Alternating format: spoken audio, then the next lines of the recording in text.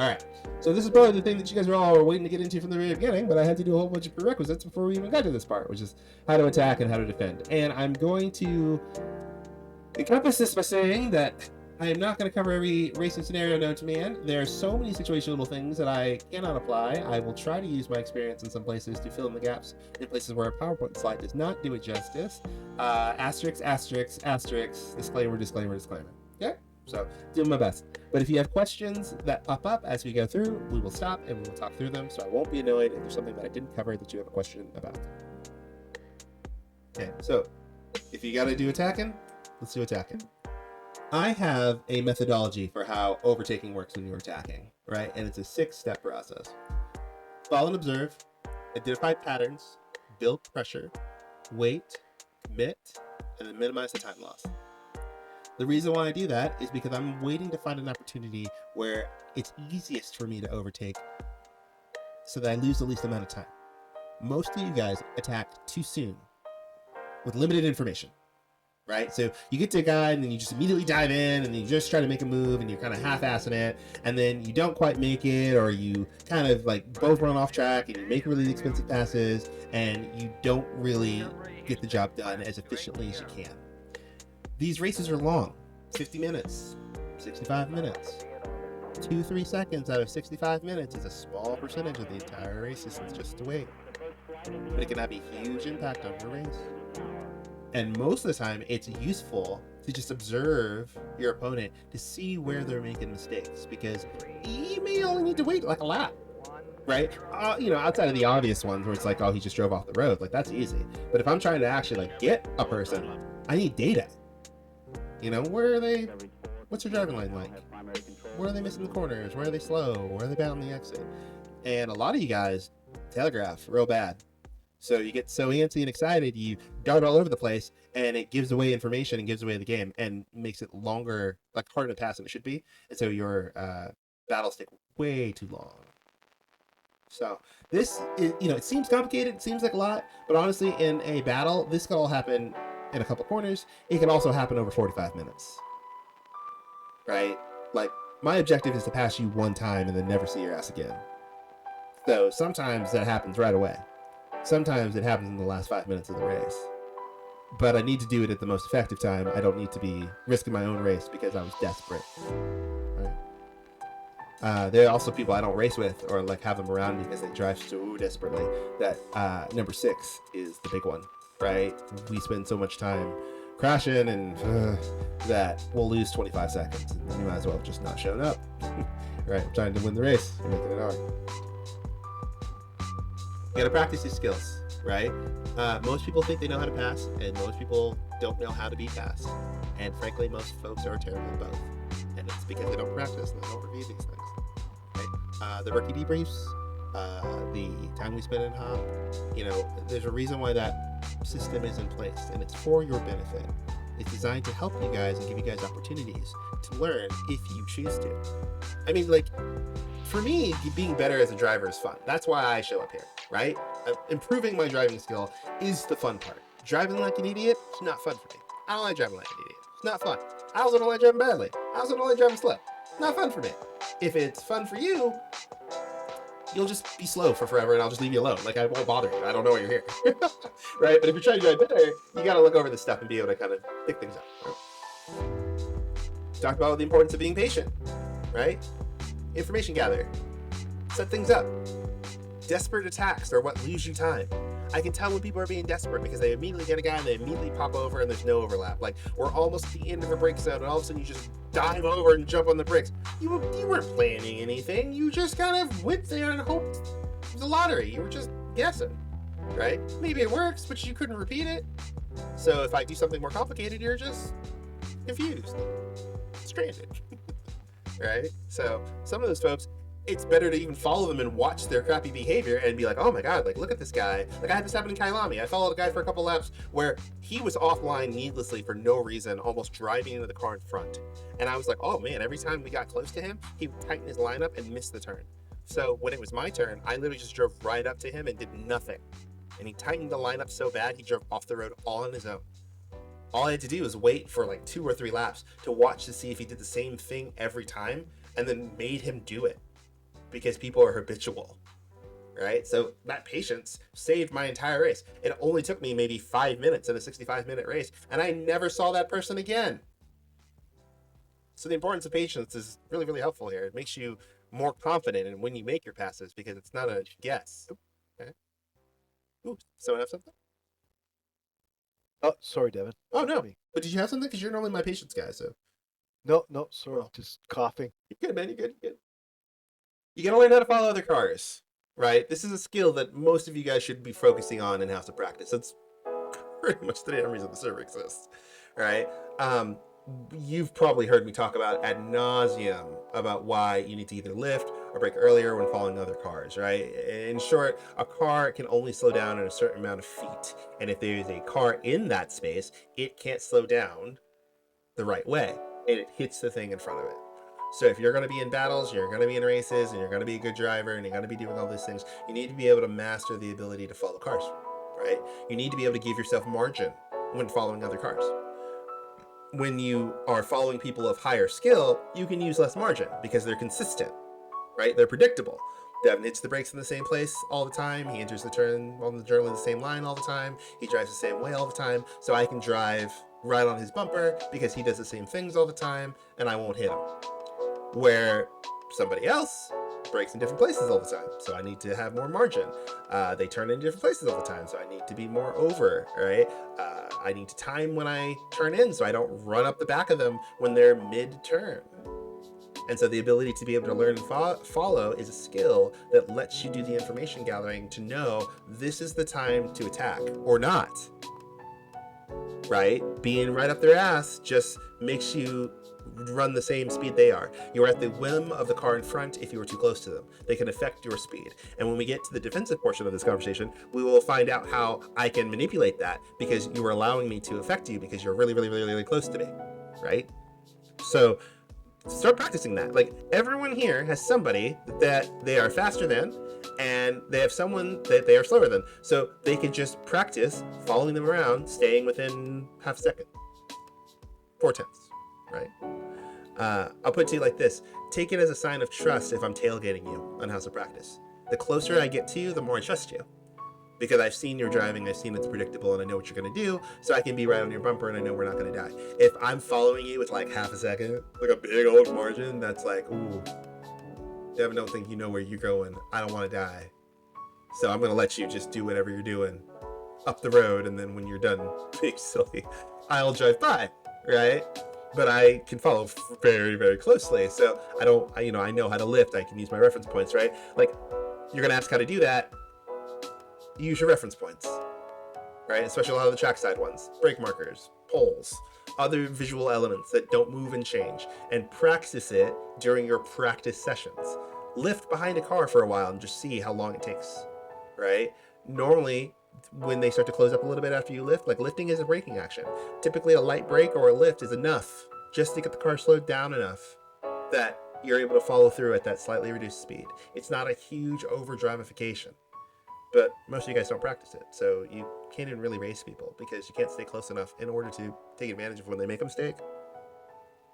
Any questions about this? No. Margin. This is a thing that most of you guys don't do. Margin. Leave margin. Margin. There's another person in the car ahead of you, and you can't read their mind, and you don't know what they are going to do. You can be confident about it based on the information you've gathered in the laps you've followed them, but you never really know. And so a lot of times, most of you guys follow so close that you don't give yourself any margin for unpredictable behavior or the unexpected. And that's why you run into the back of stuff. The big reason for this, if we're being honest, is because you're sim racing and there's no fear of a collision or pain. Right? If these are real race cars, I wouldn't have this conversation with you because breaking your shit is expensive. I've broken a lot of race car shit. It's expensive. I hate it. Right? So you leave margin so that when the car ahead breaks, you don't wreck it and have to pay a bill. In sim racing, because there's no bill, you guys follow too close, and then you hit the cars in front of you, and then people just grumble and you move on. But your driving doesn't get any better, and that's a shame. So you need to learn the different ways to leave active margin when following cars. my personal rule of thumb here is when you are following a car you are not actively passing, you need to leave some margin to allow for another driver's reaction time. 2/10, 3/10, not a lot, but just enough that you can see them and say, "Oh, they're hitting the brakes. I'm hitting the brakes. We won't die." Right? You can't assume that the other driver is going to do the same thing ahead of you. You can't assume they're going to brake where you want them to brake. You can't assume they're going to take the same line or even know how. Right? This is why you guys hit what you can see. And I hear it all the time. I brake there, so they should brake there. But they're not you. You're driving your car and they're driving their car. So they're going to brake where they feel like they should brake. Some people will brake where they want to. And then if you don't anticipate that, then you hit them. And if you're directly behind them for some reason and don't have an escape route, then it's even harder. So, if I'm going to be drafting someone right behind them, I want a little bit of margin so I can just watch them turn in and then I can turn. If I'm offline to them, it's either okay, if I'm offline to you, it's either I'm looking ahead to make sure there's nothing in front of us so we don't die, or I'm actively approaching. Right? I'm making a move now, or I'm planning to at least ghost you into making some sort of move. But I don't want to be directly behind you and then have to do all that work at the last minute, because then you have no time to see me. And we already talked about the importance of overlap and the importance of timing, right? So if you don't give me enough time, I can't adjust for you. So you need to learn how to leave margin. I do have a question for, it kind of coincides with the last two slides together. Shoot. In a negative aspect. Okay. If let's say you were tapped and you end up off track. So this happened to me recently, right? Mm-hmm. Got tapped, ended up off track. Mm-hmm. Is it best to try to get back on track safely? Of course, make sure you're not like going to get in somebody else's way. But is it better to get back on track immediately, or kind of cut the corner and obviously again safely to make sure you make it on? Should you best get on the track right away, or like let's say spa, very last chicane, right? Mm-hmm. So you have that right turn, left turn immediately. Mm-hmm. So I got tapped. Would it have been best for me to have made it back on track before I hit that left turn, or just cut that turn and got back on the straight? I'm going to turn that around. What do you think? So I'm just because of what happened, I think it would be better for me and the other driver for me to have just cut that corner and went back ahead of him, because he tapped me from behind. I lost control a little bit, ended up off track, and as soon as I got back up on track, I was under the impression he was going to still leave me room, and I ended up tapping his rear end, and he spun out as well. So he killed me, and then I re-killed him. Mm-hmm. And so it was like one of those things. Or should I have just cut the corner and just made it back on safely? You answered yourself You did. safely. Safely. If you hit him on the rejoin, it wasn't a safe rejoin. Uh-huh. So, okay, so it's very situational, but if you have to cut the corner to make the rejoin safer, then you cut the corner. It's that simple. Like, do the safest thing you can, and that's the correct answer every single time. If it's to cut the corner, then you cut the corner. The only asterisk I would add on that is that you can't take advantage of other people while doing it. So Yeah, if you, okay, right. right? If you cut the corner and you gain an advantage, then lift and give up the advantage you gain, because otherwise you get reported and get a penalty in most leagues. But like, safety is always the number one. And in the situation you explained, it wasn't safe because there was another incident. Yeah, so I got hit from behind, pushed me out, and like as I was coming back, like back on, because it wasn't like a massive hit, it was just like it pushed me off the track a little bit. Was coming back on, and he was already taking my line after pushing. Yes, me. that's the reason. Oh, okay. There's the reason I have a picture of that specific corner that explains that if you get pushed in the braking zone, so that you go like straight off the track when the track turns right and then left, you need to cut the corner. Okay. Because there's absolutely no way to rejoin safely in that chicane. Right. And Okay. also that's why there are other mechanisms outside the race to apply for that, right? Because the racer in you is going to have to say, it's not my line anymore, it's his, even though he stole it because he hit me. And if he's not going to lift because he should have known that he hit me before all this kicked off, I'm going to protest that. And say, hey, Ilpo, he shoved me out of the way and then he never slowed down. Right? No, our stewards are pretty good. The game registers the impact. They'll look, they'll see, they'll say, oh, your race was disrupted, you went off track, you get a penalty of some degree, and we'll move on. So you sometimes have to be a little patient with it because they're human beings doing a manual review. So, it might not be right away. It might be in 10 minutes when they finish the turn one kerfuffle. right? Right. But they're It was also definitely one of the things I wasn't thinking about. It was just like immediately like I just need to get back on track, and instead of just like okay, let's just cut this corner and we'll move on. yeah. Typically, if you I ever think get to the oh, I gotta get back on track, it's typically the wrong choice. Right? Because there's a lot of other things happening around you that you aren't aware of because you're just focused on your own thing. Like, you're not a bad person, you're just racing, right? So you have to kind of take a deep breath and be like, is this the safest place for me to get back on? Okay, cool. Did I get screwed? Yeah, probably, but that's also racing. Let me get back into the race. And if there's no penalty or nothing happens, then I'm going to use a protest mechanism. Cool. And also, Yeah. it's not like the first priority is safety. So the second priority is not to get back on track. The second priority is to continue the race. If you have to cut the corner yeah. to continue the race faster, then by all means, as long as you don't gain an advantage, you can do that. Mm-hmm. And nobody... Imagine a really like contrived scenario where you have to drive back along, like reverse a long distance to get back on the track as quickly as possible. Obviously, we don't do that. That would be silly. So there's no particular rush to get on the tarmac as long as you're in some place where the car is controllable. Now, wet grass would be a little bit of a different story, but still, safety, then rejoin the race, not the track. Copy. Yeah, makes sense. Thanks, guys. I like it. All right. So I'm going to give you a couple of examples here about information you can gather when following cars, and then we're going to have a pop quiz. So this will be helpful, right? So when I'm following a car, I'm looking at their positioning and I'm looking at the racetrack and I'm looking at where we are, right? I'm using the SPT method. I'm looking at my speed, I'm looking at position, and I'm figuring out the timing. So in this case, the car, I'm in the position of the McLaren looking at the car ahead, right? So I see my opponent's on the racing line. He's braking pretty much in the right place, and I'm pretty far away from him. And we're going similar speeds, so there's no overlap here, right? This is probably not the best time for me to attack because I don't have enough overlap or timing to get up next to him in a way that both of us can see each other where we can get to the turn together. Best thing for me to do would be to focus on getting a good exit and follow him to get closer because I'm not in attack range yet, right? If we look at it from the top view, you see how far away these two cars are. It would make very little sense for the rear car to all of a sudden dive down to the bottom of the corner and try to make this turn. And it doesn't make sense for the front car to be looking back that far. It should be focusing on the corner ahead of it, trying to negotiate it. This scenario is the one that we see the most, where people get to a brake zone and they say, oh, I'm on the brakes, I'm just going to go to the bottom, which is driving on a bad line, turning too much, out of control, blah, blah, blah, right? Being in the blind spot. It's all the sins, right?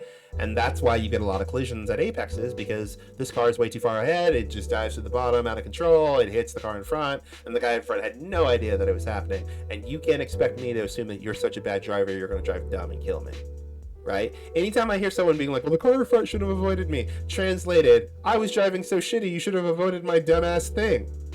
You don't want to be that person, right? Another example, right?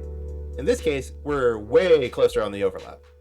We're also going into a corner where there's tons of space on the entry, so there's a good possibility I could overrun the entry a little bit and have him see me before we start turning, right? I'm offline, so I need to make a decision right away.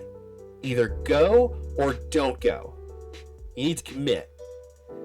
You guys have commitment issues. One of your biggest problems of why you crash is you guys have commitment issues. You guys kind of like try to take advantage of something halfway when there's not enough time or space anymore, and everyone gets confused. So either go to make the move, like make yourself really apparent, like, hey bro, I'm going for this, right? Or back out early and get online and have as good of an exit as possible. But don't like stay here and then see if he won't turn in and then giggle gaggle with him as you're kind of both fumbling offline. Not only is that expensive, but you probably won't make it, because as I'm entering the turn, I'm going to be like, well, I'm just going to shut off all your exit lines and make you suffer for making that horrible choice, right? So we need to commit to what we are going to do. But there's a lot of information that you can gather by where this car is placed and the corner elements that are in front of us, right? We have a really, really long straightaway that is happening on the other side. So I have to decide back here, hey, do I want to try to disrupt this guy on the straight coming up so that I can get him there? Do I want to try to disrupt this guy on the entry before we get there so that he can't turn? I need to choose now. I can't choose when we start the braking action. I got to make my decision now. That way I can cleanly commit to the thing that I'm trying to do rather than just fumbling. Most of you guys fumble, right? In this case, you see, we're a lot closer, right? So, and there's a lot of room on the inside. for me to have space, and I can be a lot bolder with this space. This is when we talk about, like, you left the door open. There's this wide, sweeping, open space for cars to do things. And this, as a, chasing car, is like honey. And it's kind of the worst nightmare for the leading car, because the leading car has very few options to defend itself safely. It can't really turn across the nose of the car that's behind it without taking a risk, because it doesn't exactly know where that person is. And depending on the skill level of the driver, I may not want to take that risk, because he'll just try to dive to the bottom and sit in it, and we both die, right? But I need to be aware of how much room I have, how much space there is, when do I turn, the timing of my turn, so that I don't get killed, right? So this is an opportunity where you probably could try to send it on somebody, because there's room and space to maneuver and be seen and all those fun things. Right. Any questions about those two things?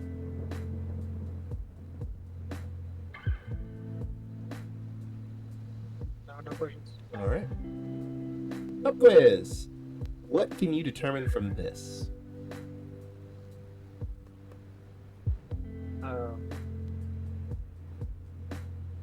Either he's defending into turn 3, or he's making the dive in on turn 3. What else can you determine from this? That his line's going to be slow. And that's important, because Well, now you got to slow down too.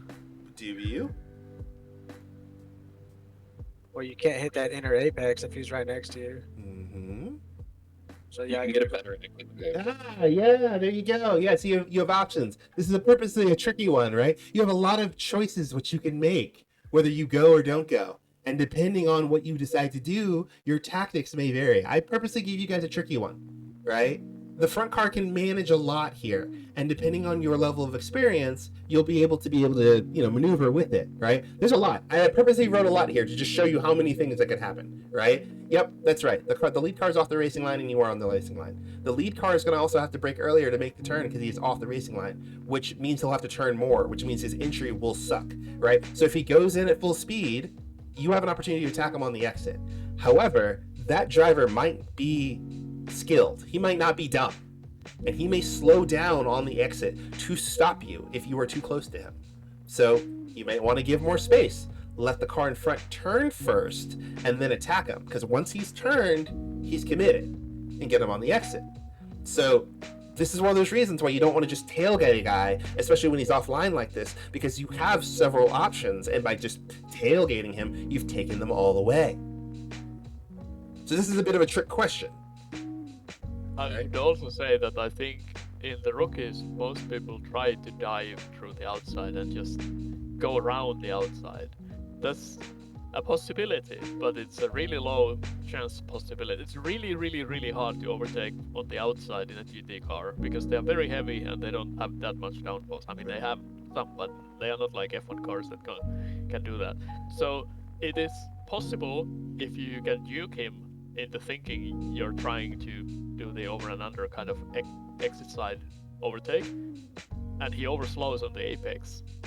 But you have options as the overtaking car as well, and you have to think like not just lock on to one option, but you have to like think which one is the high probability option. Correct.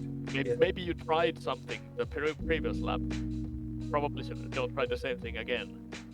Yep, 100%. The other reason I brought this one up is because you don't want to constantly be attacking the guy in front and forcing him to make expensive moves all the time. So one of the big reasons that you guys struggle to pass is you are too eager to attack all the time. And so it gives information to the car in front that, hey, my continued efforts do not work, and increases my confidence that it doesn't matter what you do, you're not passing me, because you continue to do the same thing over and over and over again.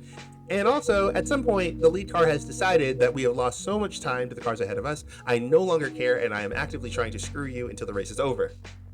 So if you are really, really aggressive with me in the very, very beginning and the leaders get away, I will make it my life's mission to slow you down as much as humanly possible. Because you've screwed me by constantly darting everywhere and not actually like planning a clear, effective overtake. You're just kind of like nipping at my heels. And now the leaders are gone now. So there's punishment for that. Right? That's also why some people are really hard to pass, because you keep doing the same thing over and over and over and over again, expecting a different result when the result is the same. So the lead car is just like, well, I've seen him do the same move 5 times. It doesn't work from that far back. So as long as he doesn't get closer, it doesn't matter what he does, and I'm just going to keep turning, right? So learning how to information gather helps you, right? If I see a guy do this to me more than once, I'm like, let me back off a little bit. Let me wait. Because I need to lull him into a false sense of security that he can make a mistake somewhere else or be slow somewhere else where I can attack him where he's vulnerable, like on an exit of a corner where all we're doing is accelerating. It doesn't matter what he does, right? I don't really always want to attack on the entries, because on the entries, I don't have a lot of space. I don't have a lot of room. I've really got to be committed early on. On the exits, I've got tons of room. I have a whole straightaway and a whole upcoming turn to go, and we're just putting our foot down. So it's easier, right? But you can't do any of those things if you don't learn how to information gather. And fortunately, these are cars, not planes. So you only really have 2 axes you have to deal with, right? You have left and right, forward and back. There's a little bit of speed in there, but other than that, it's not too complicated. So by practicing, you have to do a lot of reps. If you do a lot of reps, you got to screw it up a lot, right? So you have to be comfortable with failure, right? But part of the failure is information gathering. This doesn't work. This doesn't work. This doesn't work. Look down at the lap time when you try it. That was really expensive. I tried it this one time and I lost 7/10. Is it worth losing 7/10 to the car in front? I don't know. The guy's really fast. He'll get away. You see where I'm going with all that? Right? You need to be able to build a pyramid rather than just constantly throwing stones, right? In order to actually have good races. So. Okay. And then we talked about this, but you see how much room there is, right? Like, there's plenty of time for both cars to decide to do a ton of different things, right? So we have options. And so I don't want to just commit to one strategy all the time, every time, because I can change my strategy depending on when this guy turns, and I have an opportunity to show up at the other side of the corner. Well, gotta be aware of those things. All right, big thing, TLDR, because I know we're talking a lot. Your guys' timing mostly sucks. Largely the reason why you guys suck at passing people, right? Most of you guys focus on trying to beat the other car to turning, rather than letting them turn and then capitalizing on their mistake. So 9 times out of 10, if you see that a car is on a bad line somewhere, let them fuck it up on their own, right? You would never drive this line by yourself, because that's slow, right? If you were doing a hot lap, you'd be like, oh, damn, the line's terrible. So why do I want to be with him? I don't, because that line is terrible.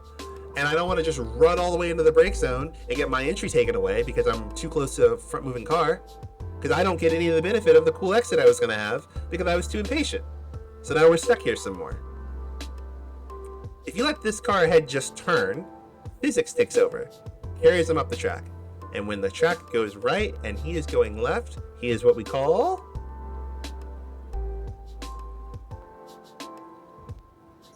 Say that again?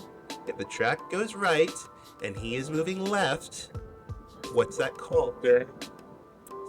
It's called easy to pass. He's dead in the water. He's going the wrong way. Right? We're going to the right. He's going to the left. That's good for me. But if I'm right behind him and we're going the same direction, that's bad for me. Right? It's not a super complex concept, but most of you guys aren't paying attention to the timing. You're not paying attention to the positioning. You're not looking.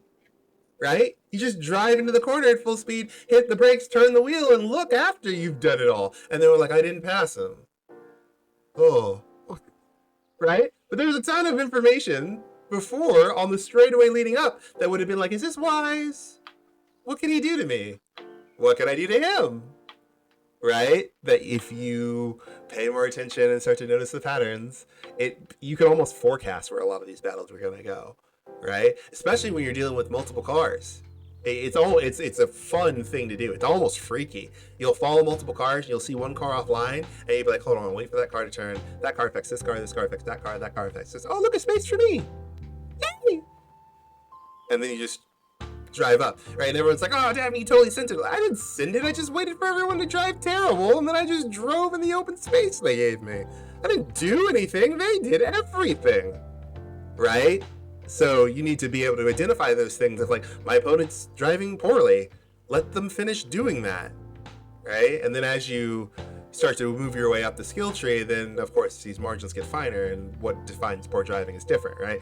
So like, in a high level battle, you would never see two cars like this, because the car behind would be like, you're dumb.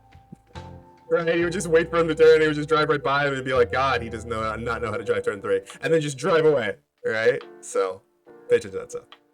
It's kind of like playing chess. You try to predict what moves can the other player do, what moves can you do, and what would he do in reaction to your move. And at the lower levels, you are predicting maybe like 1 move forward, and then when you are the grandmaster chess player, you are predicting like 20 moves ahead of time, and you're planning like 20 moves ahead of time that, hey, I'm gonna do this here, and then half a lap later I'm gonna complete the overtake. Yep. Agree. When I'm battling people that are good, we're having invisible battles via the MFD. Right? Oh, he took 2/10 out of me there. I took a 10th out of him here. He got me here. He got me there. And like, we might be just doing math until we get to the pit stop, and that's where a pass happens, because that's where the biggest change in delta is, right? So when we are running to the pit stop, we're not messing around throwing away extra time trying to do these little silly back and forth, because this highly skilled guy and me both know that if we both just mind your business for half an hour, we'll dip everyone else. And there's no way they're going to be able to catch us, because they're all doing what's on the bottom, right? They're all driving into the car next to them. They're trying to go too wide and trying to do YouTube slides and stuff. And they're 15 seconds, 30 seconds behind us. And then, we know that in the last 10 minutes of the race, that's when the actual battle happens. That's when we start doing the moves, because we have built up that insurance, right? We've built up that margin to the cars behind, that now if we completely fuck it up, there's no way the car behind's going to catch us, so we can go ham, right? But I don't want to do it in the first 5 minutes of the race. I get hit. Sucks. Alright, overtaking on the corner entry. Let's talk about that. So, the way to do it on the top is good. The way to do it on the bottom is bad. The reason why the one on the bottom is bad is because the car on the bottom is using the car on the outside to turn, and that sucks. Don't use other cars to turn corners. That makes you a jerk. You don't have a lot of room at the end of the straightaway, and you've heard me talk a lot about overlap and room before turning, and it's important to really have those on corner entries, because, well, you're entering a turn. So a lot of folks do this because this is the easiest thing to understand for them. They are going the same direction. They know there's a point where both cars are going to slow down. So in their mind, if they can get their car ahead of the other car before their car's turn, they'll be able to make it. But they're not thinking of the port line and the scrub angle and all the impacts to the car. And so their car goes slow as hell and is easier to pass once you get faster.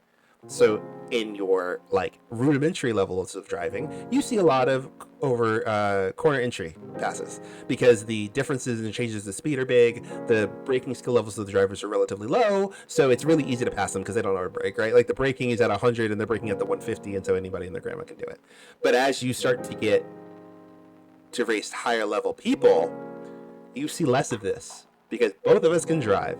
And we need all the room we can, and the road we can't, right? So we're kind of in a train, and we're kind of running together, right? And you see this in high-level sim racing, you see this in high-level go-karting, you see this in professional race car driving, where, unless there's a big change in, an opportunity, like a backmarker car or whatever, they're kind of just running together for a while.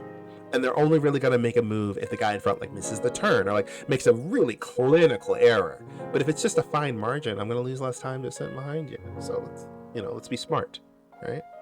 What do you need to be able to do this? You need superior exit speed from the previous corner, which is why you need to know the racetrack, right? You need to know how to pick up momentum from the corners before, so you have options by having speed. Speed gives you options. Momentum is options, right? So if you're just tailgating a slow car going at the same slow-ass speed as them, you don't have as many options. That's bad, right? And you also need overlap leading the car before you both turn, so that you don't turn into one another, right? Because again, if I can see you, I don't want to hit you. I don't want anyone to touch my car the whole freaking time. I want it to be just as clean as when I took it out of the box.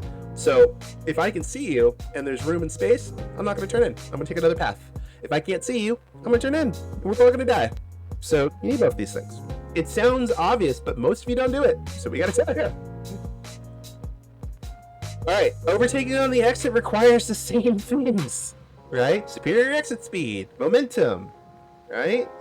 It's all the same, just the timing is different. You're just using information from the laps you've gathered prior to see where your opponent is weak and use that momentum to pass them in a place so that they can't defend, because we're all going the same direction, right?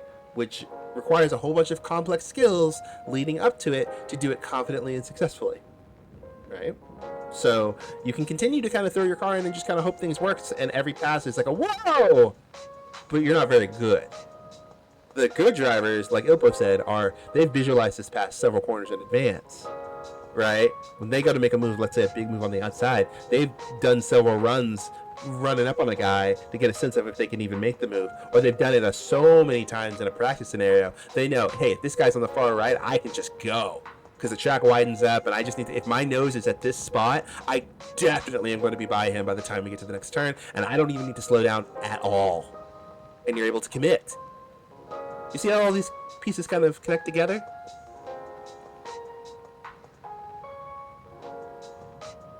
Yeah. Right? And you see why it's so complicated and so hard? My God. It's one of the reasons that very few people talk about this stuff. Because it's not just like, oh, look, I passed the guy.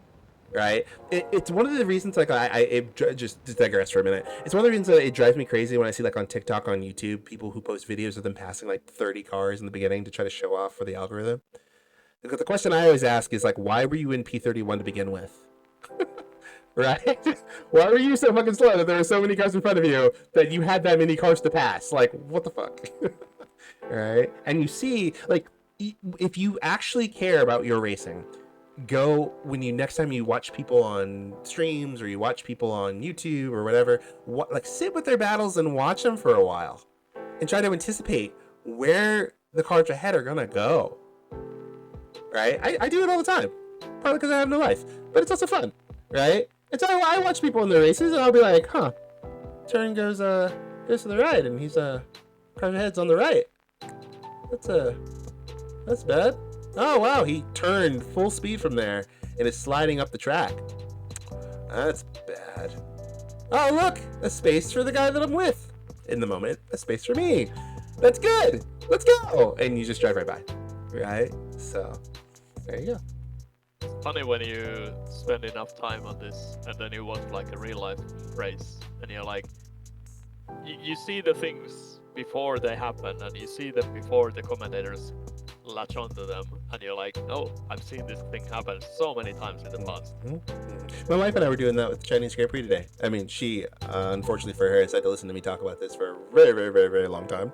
Several years of marriage. And so now when we're watching races, she's like, oh, like all the Jack Doohan disasters, it was driving my wife crazy. Because she's like, he's on the inside trying to make a right-handed turn. He's not going to make it. He's going to sweep off the track. And I was like, God, I talk about this shit a lot.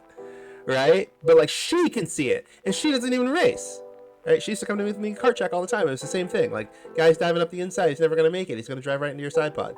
Right? So it's just patterns. You see the pattern over and over again, and you're able to execute. Right? The reason why you guys suck at passing is you're not gathering enough information to establish patterns. That's really the crux of why you're bad at passing. Track did not change, did not move. But you didn't gather enough information about the racetrack. You didn't gather enough information about your opponent. You weren't patient enough, and you didn't practice it or time it in any scenario besides the one you are in. So for most of you, every single time you are in a battle, it is new for you. And so you're guessing. And so you make these kind of uneducated, unaware, kind of clumsy moves because you haven't really built up the repertoire to do it enough times to be like, I've seen something like this before. Right? I have this personal mentality that if you're passing on the entry to the corners most of the time, I've run out of options, or I'm desperate, or I fucked up and I'm just trying not to hit them. Right? Because if the only option I have is to throw my car in at the bottom and have a shit entry, I've run out of things to try. Right? I've done the most expensive, harmful thing to my car possible. So I've clearly just run out of options. Or I think I have anyway. All right. And there are plenty. So, okay, but you get the idea. Basically, the reason why you suck at passing is because you're not doing the things we talked about earlier. All right, I'm going to take a pause, and we'll talk about defensive actions in a minute. But any questions about attacking and how to pass cars? Just the 101 version, not the super, super skilled one.